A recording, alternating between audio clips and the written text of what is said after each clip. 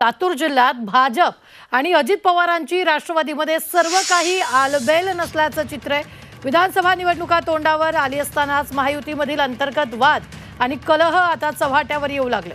क्रीडा मंत्री संजय बनसोडेच्या उदगीर मतदारसंघावर भाजपनं दावा ठोकलाय, तर भाजपच्या विश्वजित गायकवाडांच्या नेतृत्वाखाली भाजप कार्यकर्त्यांनी प्रदेशाध्यक्ष चंद्रशेखर बावनकुळे यांची भेट घेतली।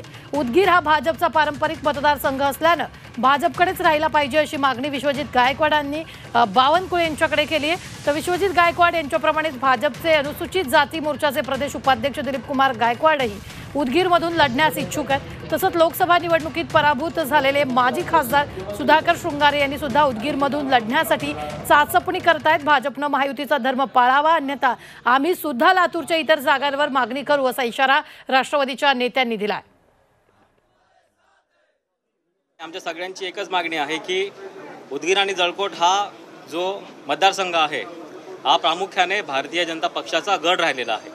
ह्याच्यापूर्वी तो जेव्हा हेर मतदारसंघ होता तेव्हा सुद्धा तिकडे 3 वेळेस भारतीय जनता पक्षाचेच आमदार निवडून आले होते।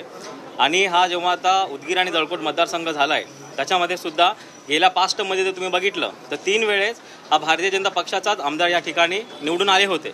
त्याच्यामुळे आमची सगळे कार्यकर्त्यांची आणि पदाधिकाऱ्यांची हीच मागणी आहे की महायुतीमध्ये उदगीर आणि जळकोट ही विधानसभा जी आहे ही भारतीय जनता पक्षासाठी सोडून द्यावी।